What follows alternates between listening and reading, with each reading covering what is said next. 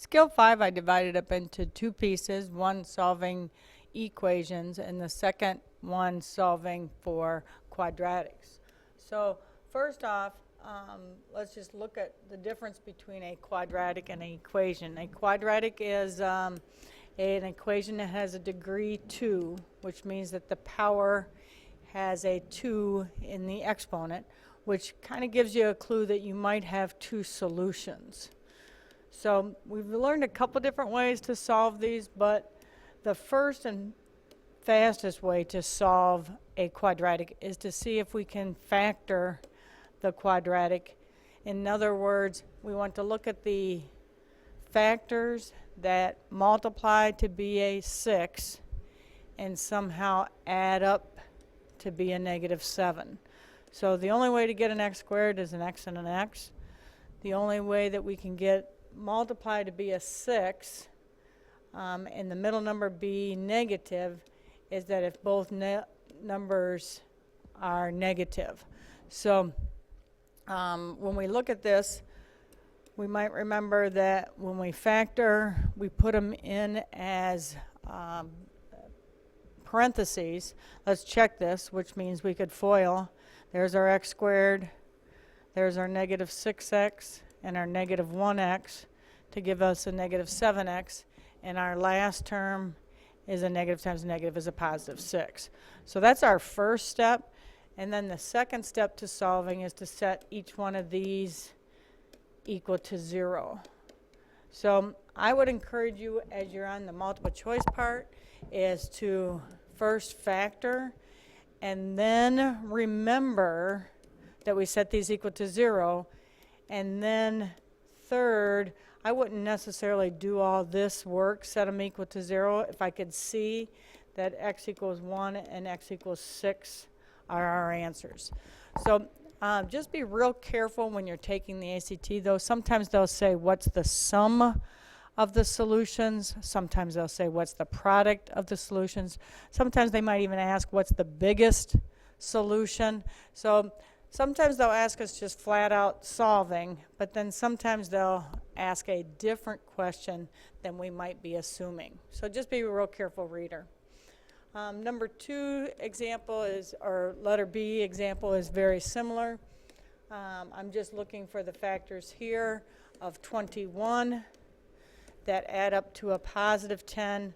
So again, if you don't see those, just try to list out the ways that we can multiply to be 21, and then sometimes you'll see those will add up to positive 10 in this case. Set them equal to 0. Most of us can solve this in our head to find our two answers. This third example is an example of what I was talking about, was sometimes they'll ask us a different question than what we're anticipating.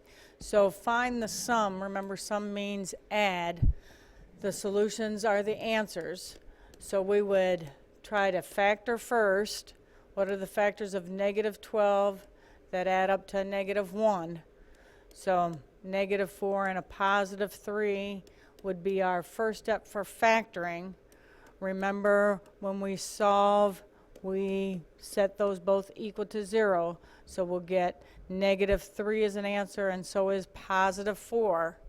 And then this is an example where we have to do a second step. So we have to find the sum of these, and the sum of these solutions would be a positive 1. Letter D gives us a couple different things that we have to look at. A, they don't just ask us the answers, but they ask us for the smallest solution. And then the second thing that letter D gives us is that we have a coefficient in front. So when we factor a coefficient in front, we don't just look at the factors of a negative 2, but we have to look at the factors of negative 10. Where does negative 10 come from? We have to multiply these two numbers together. So we're looking for the factors of negative 10 that again add up to the middle number, which is a negative 9. So those factors are going to be what? Negative 10 and a positive 1 add up to a negative 9x. And then we can't just put a negative 10 and 1 in there, but 5 times what is a negative 10? That would be a negative 2. And x times what would be a positive 1? That would be a positive 1. So again, our check here is if I take my first, there's my 5x squared. There's my last terms is a negative 10x. There's a 1x to give me a negative 9x. And let's look at these last terms. 1 and a negative 2 multiplied to be a negative 2. So that's the first thing that's a little tricky about letter D. The second thing is when we solve for them, remember that we set them equal to 0, so we get x equal 2 as a solution. And if we set the second example, we have x equal negative 1/5 is the other solution. So we have these as solutions, but then we have to read the question. The question says, what's the smallest solution? So the smallest number between here and here, this answer is my smallest solution. So again, just be really careful when you're reading these problems. We see something and sometimes we anticipate what the question will be, and then we have to double check our reading.